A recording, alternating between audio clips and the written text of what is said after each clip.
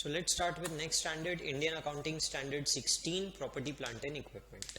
अभी इस स्टैंडर्ड में कवर्ड क्या है? इस स्टैंडर्ड में वो एसेट्स कवर्ड है जो टैंजिबल है, मतलब जिनका फिजिकल सब्सटेंस है, and they are held either for production में वो हेल्प करेंगे, या फिर एडमिनिस्ट्रेटिव पर्पस यानी सेलिंग एंड डिस्ट्रीब्यूशन में हेल्प करने वाले हैं, या फिर सर्विस प्रोवाइड करने में हेल्प करने वाले हैं। सिर्फ वो एसेट्स यहाँ पे कवर्ड होते हैं, प्रोवाइडेड वन मोर कंडीशन, मोर देन 12 मंथ्स उनका यूजेज रहना चाहिए। अगर 12 महीने के अंदर कंज्यूम हो जाएंगे तो बोलता है एक्सपेंस ऑफ कर दो, उसे कोई स्टैंडर्ड की जरूरत नहीं है। ठीक है, so only those assets which are held for more than 12 months, non current assets जिनका फिजिकल सब्सटेंस है और वो प्रोडक्शन, सर्विस या एडमिन पर्पस के लिए यूज होते हैं। रिकॉग्निशन एस्पेक्ट में ये स्टैंडर्ड बोलता है ऐसे एसेट को आप अपने बुक्स में तभी रिकॉग्नाइज करेंगे जब it is probable that future economic benefits will flow and cost can be measured reliably. अगर ये दोनों कंडीशन सेटिस्फाई होती है तो ही वो एसेट हमारे बुक्स में अकाउंट होगा, नहीं तो अकाउंट नहीं होगा।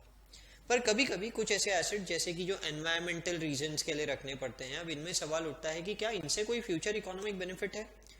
कभी कभी लॉ बोलता है, जैसे फायर इक्विपमेंट रखना है बिल्डिंग में, लॉ बोलता है इसीलिए, नहीं तो आप उसके बिना बिल्डिंग को यूज नहीं कर सकते। अब अगर मैं बिल्डिंग को यूज ही नहीं कर पाऊंगा बिना फायर इक्विपमेंट्स वहां पे लगाए, मुझे गवर्नमेंट अंदर ही नहीं घुसने देगी बिल्डिंग के, तो मैं उस बिल्डिंग से कोई प्रॉफिट कमाऊंगा कैसे? तो प्रोबेबल इकोनॉमिक बेनिफिट जीरो हो जाता है। इसीलिए ऐसे में इन एसेट्स को भी कैपिटलाइज किया जाएगा, इन्हें indirect revenue probable economic benefit के लिए बोला जाता है। But always remember only economic benefit, social नहीं। यानी अगर लॉ नहीं बोलता है फिर भी हम फायर इक्विपमेंट लगाते हैं सेफ्टी पर्पस के लिए, they are not considered to give any economic benefit, they will not be capitalized. ठीक है, let's talk about the measurement aspects. Initially कोई भी एसेट आपकी बुक्स में मेजर होगा कॉस्ट पे, आपने कितने में खरीदा, कोई ट्रांजिट कॉस्ट आपने पे किया है, लोडिंग अनलोडिंग चार्जेस हो सकता है जहां उस एसेट को आप लगा रहे हैं वहां साइट को प्रिपेयर करना पड़ेगा, साइट प्रिपरेशन चार्जेस, ये सारी की सारी कॉस्ट इंक्लूड की जाएगी which is known as purchase price. बराबर है। कभी कभी सेकेंड हैंड एसेट खरीदते हैं तो जहां से खरीदा वहां से डिसमेंटल करके लाके अपने यहाँ इंस्टॉल करते हैं, वो डिसमेंटलिंग का कॉस्ट भी इंक्लूड होगा। पर अगर आप अपने ही यहाँ पे एक एसेट को दूसरी जगह लेके जा रहे हो और डिसमेंटल कर रहे हो, वो कॉस्ट इंक्लूड नहीं करना है। नहीं, यहाँ इनिशियल मेजरमेंट का कॉन्सेप्ट है, नया नया एसेट आया है अपने पास, भली वो एसेट सेकेंड हैंड क्यों ना हो। देन कॉस्ट ऑफ कंस्ट्रक्शन, अगर आपने उस एसेट को कंस्ट्रक्ट किया है तो उसके लिए direct material, direct labour cost सारे के सारे इंक्लूड कीजिए। एबनॉर्मल वेस्टेज किसी भी तरह का इंक्लूड नहीं करना, एलोकेटेड ओवरहेड किसी भी तरह का इंक्लूड नहीं होगा, and any other cost necessary to bring the asset to present location and condition, यानी डायरेक्टली एट्रीब्यूटेबल सारे के सारे कॉस्ट इंक्लूड किए जाएंगे। जैसे कि एसेट को कंस्ट्रक्ट कर रहे हैं, उसमें कोई और एसेट की मदद ली गई, उस एसेट का डिप्रिसिएशन। ठीक है, उस एसेट को कंस्ट्रक्ट करते समय हम लोगों ने कोई लोन लिया था, उस लोन के ऊपर इंटरेस्ट, खैर वो इंटरेस्ट के बारे में हम इंडिया 23 में बात कर लेंगे। तो ये तीन तरह की चीजें कंप्राइज होती है जिससे कि इनिशियल कॉस्ट बनता है। पर ये कुछ बातें और बोलता है, ये बोलता है कि अगर सपोज कीजिए कि आपको उस एसेट का पेमेंट देने के लिए कुछ क्रेडिट पीरियड मिला है, and that credit period is beyond the normal credit period given to any person, तो ऐसे में उसमें इंटरेस्ट एलिमेंट होगा, you should eliminate that interest element. आपने एसेट को डिस्काउंट करके अपने बुक्स में दिखाना है और डिफरेंशियल अमाउंट को आप इंटरेस्ट एक्सपेंस ट्रीट करेंगे, एसेट नहीं मानेंगे। ठीक है, तो खैर ये डिफरमेंट ऑफ इंटरेस्ट एक्सपेंस हम लोग इतने बार कर चुके हैं, इंडिया 115 पढ़ते समय भी हम लोगों ने वो कॉन्सेप्ट के ऊपर वर्क किया है, तो उसमें अभी कोई एग्जाम्पल वगैरह हमें डिस्कस करना उसकी जरूरत नहीं है। देन वो बोलता है कि सपोज आपने कोई एसेट अक्वायर किया, आपने एक्सचेंज ऑफ अनदर एसेट के साथ में अक्वायर किया है, तो ऐसे में इस टैंजिबल एसेट को कितने पे अकाउंट करें? पहले बोलता है भैया कमर्शियल सब्सटेंस है क्या, ट्रांजैक्शन में कमर्शियल सब्सटेंस है क्या, नया एसेट आने से कैश फ्लो चेंज हो रहा है, या लीगली एनफोर्सेबल राइट्स है। अगर ऐसा है तो ही आप उस टैंजिबल एसेट पे ये वाला एस्पेक्ट लगाएंगे, ये जो एसेट की एस्पेक्ट की हम बात कर रहे हैं। दूसरा सवाल उठता है कि भाई कमर्शियल सब्सटेंस है, ठीक है, fair value of the asset given up, जो एसेट अपन ने दे दिया उसका फेयर वैल्यू बता सकते हो क्या? अगर हाँ, तो fair value of the asset given up पे अकाउंटिंग करना है। अगर आप नहीं बता सकते, fair value of the asset given up नहीं बता सकते, तो fair value of the asset received, देखिए fair value of the asset given up नहीं बता पा रहे हैं, कोई बात नहीं, fair value of the asset received बता सकते हैं। अगर वो बता सकते हैं तो fair value of the asset received पे इस एसेट की अकाउंटिंग होगी। सपोज आप दोनों ही नहीं बता सकते तो book value of the asset given up. ये सेम रूल हम इंडिया 16, इंडिया 40, इंडिया 38 जो अपना इंटेंजिबल एसेट्स का है, सब जगह यही वाला रूल लगाते हैं। And if the transaction does not have commercial substance book value of the asset given up पे अकाउंटिंग होगी। पॉइंट क्लियर है यहां तक? क्या छोटा सा एग्जांपल देखिए इससे रिलेटेड। सपोज मेरे पास एक एसेट है ए, 50 lakh carrying value, fair value 60 lakh, जिसके बदले में मैंने एक एसेट लिया बी जिसका फेयर वैल्यू है 70 लाख।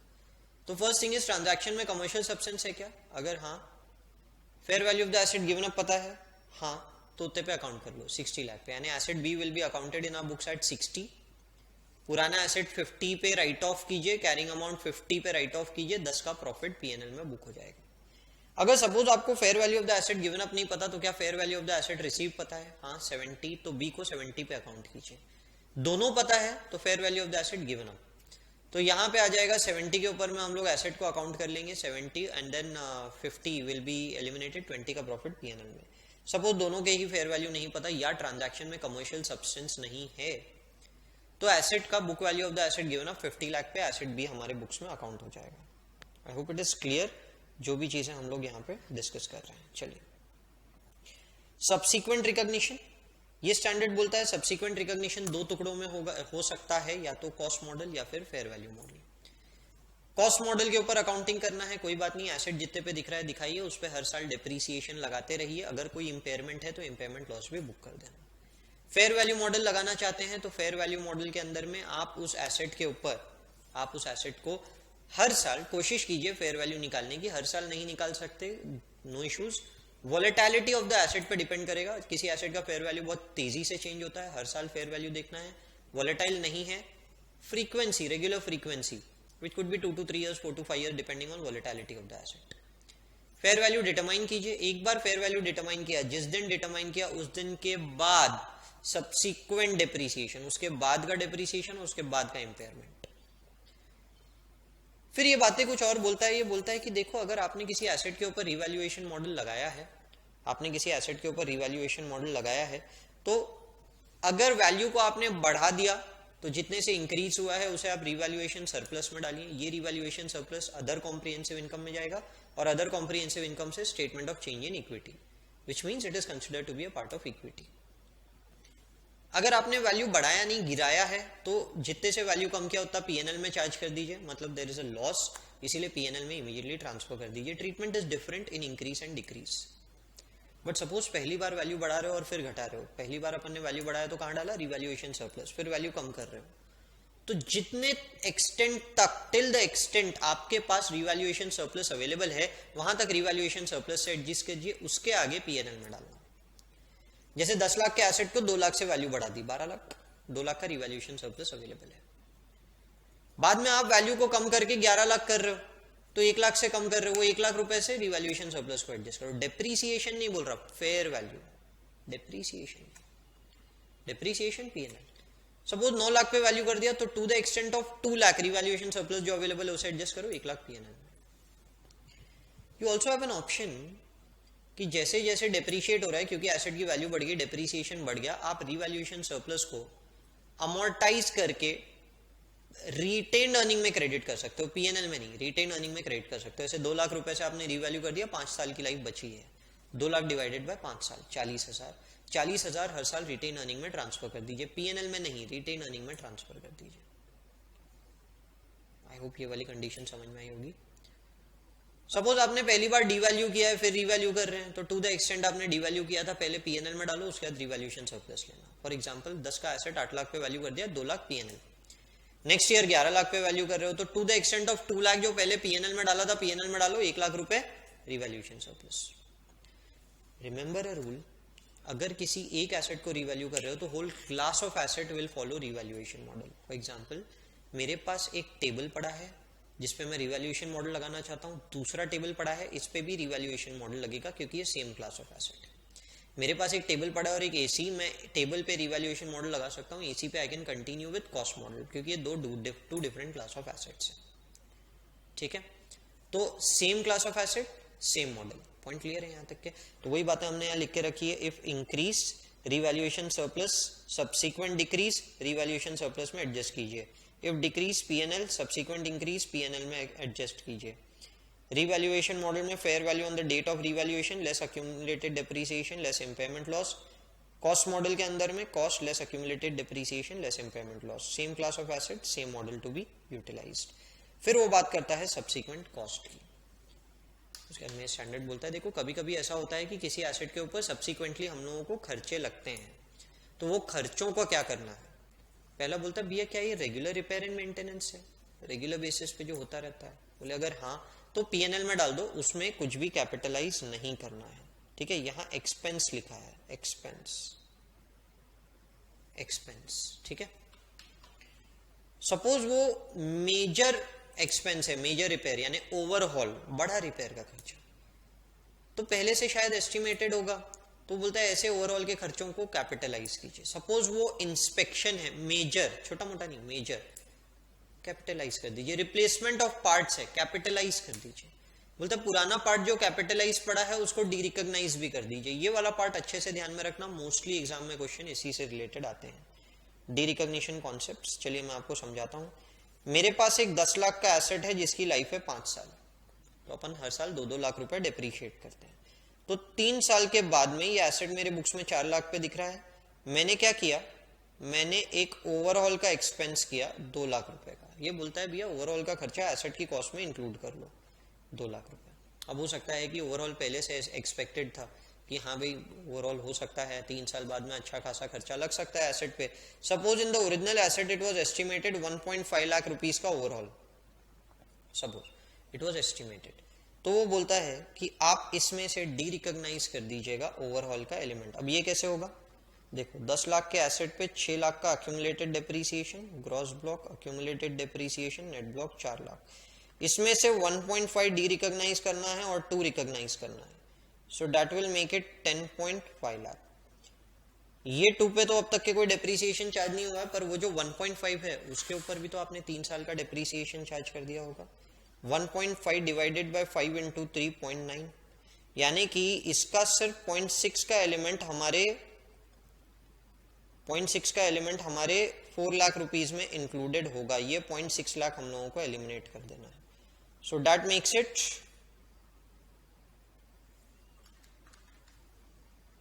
यहां 5.1 कम करेंगे,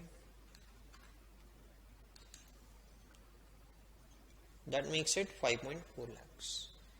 आई होप ये क्लियर है और ये समझ में आ रहा होगा कि एग्जैक्टली यहाँ पे हम लोग क्या कर रहे हैं।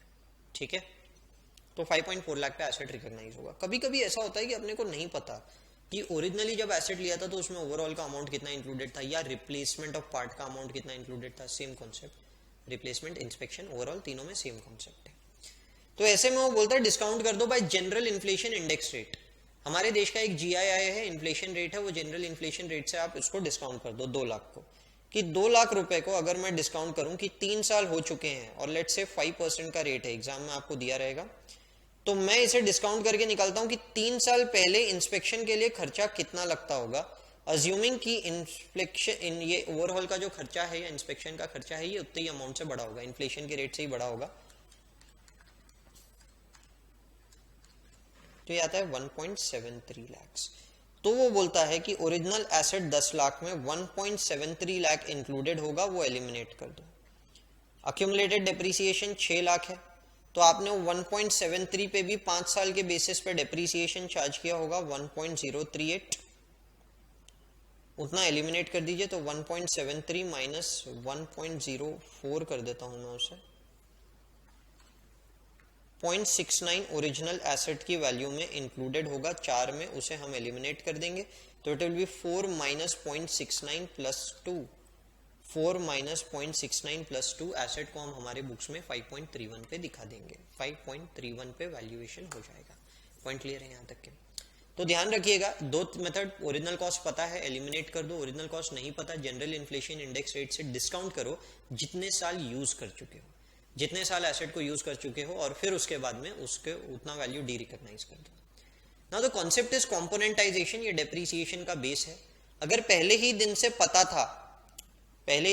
था कि 10 लाख के एसेट में 1.5 लाख रुपए ओवरऑल का खर्चा है जो 3 साल बाद लगेगा, 3 साल बाद लगेगा, तो डेप्रीसिएशन वाला कॉन्सेप्ट बोलता है कि 8 लाख पे 5 साल का डेप्रीसिएशन लगाओ, 8 नहीं 8.5, और 1.5 पे 3 साल का डेप्रीसिएशन लगा, क्योंकि 3 साल बाद वो ऐसे ही रिप्लेस करना है।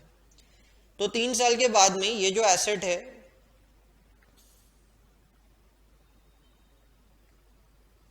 ये अपनी बुक्स में दिख रहा होगा 3.4 पे, और वो जो 1.5 है वो तो 3 साल में डेप्रीशिएट हो गया, जीरो हो गया होगा। अब आपने 2 लाख का खर्चा किया तो इंक्लूड कर लो 5.4। ये इसका मतलब हम लोग जो ये डिस्काउंटिंग वाला कॉन्सेप्ट देख रहे हैं सिर्फ ये पॉसिबल है जब पहली बार पता ही नहीं था कि ओवरऑल होने लगेगा, तो लगेगा कितना या ओवरऑल कब होगा, इनिशियली नहीं पता था, तो ये वाला कॉन्सेप्ट लगता है। ठीक है, आई होप यहां तक कि आप लोगों को कॉम्पोनेंटाइजेशन का कॉन्सेप्ट समझ में आया होगा। So we move toward the next part, which is depreciation. Depreciation is systematic allocation of depreciable amount of the asset over its useful life. मतलब क्या, एक तो एसेट है जिसको डेप्रीशिएट करना है, इस डेप्रीशिएटेबल एसेट की जितनी भी वैल्यू है, इस वैल्यू को जितनी उसकी लाइफ है उतनी लाइफ में एलोकेट कर दीजिए। सिस्टमैटिक बेसिस मतलब अगर आप स्ट्रेट लाइन बेसिस बोले या WDV, यानी अगर एसेट कंसिस्टेंट परफॉर्मेंस देगा तो स्ट्रेट लाइन, रिड्यूसिंग परफॉर्मेंस देगा WDV, उसके आर्स फिक्स है वो कितने आर्स काम करेगा आर्स मेथड, अगर उसके यूनिट्स फिक्स है वो कितने प्रोड्यूस करेगा तो units method. So that is considered to be the systematic basis. Depreciable amount के अंदर में हम हमेशा residual value of the asset deduct कर देते हैं। क्यों? क्योंकि अगर रेसिडुअल वैल्यू इज समथिंग जो एंड में उस एसेट को बेच के मिलेगा ही, स्क्रैप वैल्यू तो मिलेगा ही, तो उसको डेप्रीशिएट क्यों कर रहे हो, उसे डेप्रीशिएट मत करो। ये लाइफ, ये मेथड और ये रेसिडुअल वैल्यू हम हर साल चेक करते हैं, रिव्यू करते हैं कि क्या इनमें कोई चेंज आया। कभी कभी ऐसा हो सकता है कि आपके पास कोई एसेट है जिसका कैरिंग अमाउंट है 2 लाख और उसका रेसिडुअल वैल्यू हो गया 2.5 lakh, more than the carrying amount. तो ये स्टैंडर्ड बोलता है आप डेप्रीसिएशन मत लगाओ जब तक रेसिडुअल वैल्यू वापस कैरिंग अमाउंट के नीचे नहीं आ जाता। ठीक है, सपोज अब 5 साल की लाइफ बची है, 2 लाख रुपए, रेसिडुअल वैल्यू बढ़ गया, डेप्रीशिएट मत करो। लेट से 2 साल बाद, अब कैरिंग अमाउंट तो 2 लाख ही है, हम डेप्रीशिएट कर नहीं रहे, रेसिडुअल वैल्यू फाइनली 1.5 लाख आ गया, तो 2 minus 1.5 over the remaining period 3 years, हम डेप्रीशिएट कर देंगे। 2 साल बाद की कहानी है कि रेसिडुअल वैल्यू फाइनली कम हो गया, तो ऐसे में डेप्रीसिएशन चार्ज किया जाएगा, कुछ इस टेक्निक से, कुछ इस मेथड से। आई होप यहां तक कि आप लोगों को क्लियर है सिस्टमैटिक एलोकेशन वगैरह सब क्या होता है। ठीक है, ये डेप्रीसिएशन दिखाना कहाँ है, सिंपल सी कहानी है, P&L में, P&L के अंदर में चला जाएगा। पर अगर ये एसेट कहीं और किसी और पर्पस के लिए यूटिलाइज हुआ है, कोई कंस्ट्रक्शन वगैरह में, तो ये डेप्रीसिएशन वहां उसके साथ में कैपिटलाइज हो जाएगा। देन ये स्टैंडर्ड लास्ट पार्ट से बात करता है डी रिकॉग्निशन। डी रिकॉग्निशन मतलब एसेट को बेच दिया, अगर बेच दिया इमीडिएटली तो जो भी डिस्पोजल का वैल्यू है P&L में ट्रांसफर कर दो, अनलेस उस एसेट से रिलेटेड रिवैल्यूएशन सरप्लस अवेलेबल है। जैसे 2 लाख का कैरिंग अमाउंट है, 1 लाख का रिवैल्यूएशन सरप्लस पड़ा है, 2 लाख कैरिंग अमाउंट, 1 लाख का रिवैल्यूएशन सरप्लस पड़ा है, 3.5 लाख रुपए मिले एसेट के अगेंस्ट में। तो 3.5 लाख रुपए अगर एसेट के अगेंस्ट में मिले हैं तो पहले तो रिवैल्यूएशन सरप्लस में जितना भी अमाउंट जाएगा उसको अपन एडजस्ट कर देंगे और बाकी का अमाउंट अपन ट्रांसफर करेंगे P&L में। देखो वापस से बोल रहा हूं, carrying amount of the asset हटा देंगे, रिवैल्यूएशन सरप्लस एडजस्ट कर देंगे, कैश आई 3.5 लाख रुपए, डिफरेंस हमारा P&L में चला जाएगा 4.5 लाख। पॉइंट क्लियर है यहां तक के? Unless you are following a revaluation model, क्योंकि अगर आप रिवैल्यूएशन मॉडल फॉलो कर रहे हो तो डिफरेंस P&L में नहीं जाता। ध्यान में रखिए ये अदर इनकम है, ये आपके रेवेन्यू रिकॉग्निशन का पार्ट नहीं है, this is not considered to be a revenue. Just one more aspect that you need to know about this standard is removal cost, decommissioning cost, restoration cost. Asset पे हो सकता है कि future में उसे डिसमेंटल करने का, साइट रिस्टोर करने का एक खर्चा लगे और वो मटेरियल अमाउंट है, छोटा मोटा अमाउंट नहीं है। तो क्योंकि वो उस एसेट की एंड ऑफ द लाइफ पे लगेगा, पर एसेट हम ड्यूरिंग द पीरियड यूज कर रहे हैं और आज हमें पता है ऐसा खर्चा फ्यूचर में लगने वाला है, इस कॉस्ट को भी आज एसेट की कॉस्ट में इंक्लूड कीजिए। आज इस कॉस्ट को एसेट की कॉस्ट में इंक्लूड कीजिए, पर कैसे इंक्लूड करेंगे? डिस्काउंट करके, या उसकी जो भी वैल्यू आज फेयर वैल्यू एस्टिमेट कर सकते हो। जैसे 20 इयर्स यूज करोगे और 20 इयर्स के बाद में लग रहा है 50 लाख रुपए का डिसमेंटलिंग का कॉस्ट लगेगा, लेट से 10% का डिस्काउंट रेट है, तो आप 50 लाख को मल्टीप्लाई करोगे PV factor 20 years 10%, PV factor, annuity factor नहीं बोल रहा हूं, पीवी फैक्टर से डिस्काउंट कर देंगे और वो डिस्काउंटेड वैल्यू के ऊपर आप उस एसेट को अपने बुक्स में आज रिकॉग्नाइज करेंगे। 50 लाख मल्टीप्लाइड बाय जो भी प्रेजेंट वैल्यू आपकी आ रही है एसेट की, आप उतना अमाउंट एसेट में इंक्लूड कर लेंगे। मैं जस्ट कैलकुलेट कर लेता हूं।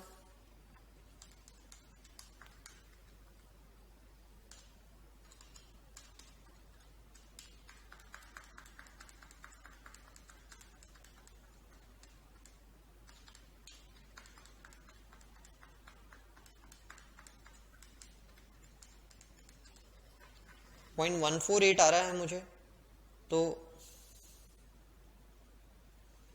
50 लाख मल्टीप्लाइड बाय 0.148, 7.4 में एसेट की वैल्यू में इंक्लूड कर लूंगा। लेट्स से एसेट 100 लाख का है, तो अब पीपीई मेरे बुक्स में दिखेगा 107.4, जिसके अगेंस्ट में कैश मैंने 100 स्पेंड की है, और एक डी कमीशनिंग लायबिलिटी मैं 7.4 की मेरे बुक्स में दिखा दूंगा। इस डी कमीशनिंग ऑफ लायबिलिटी के ऊपर हर साल अनवाइंडिंग ऑफ डिस्काउंट होगा, interest to decommissioning liability क्या रेट से, 10% के रेट से, जिस रेट से हमने इसको डिस्काउंट किया है।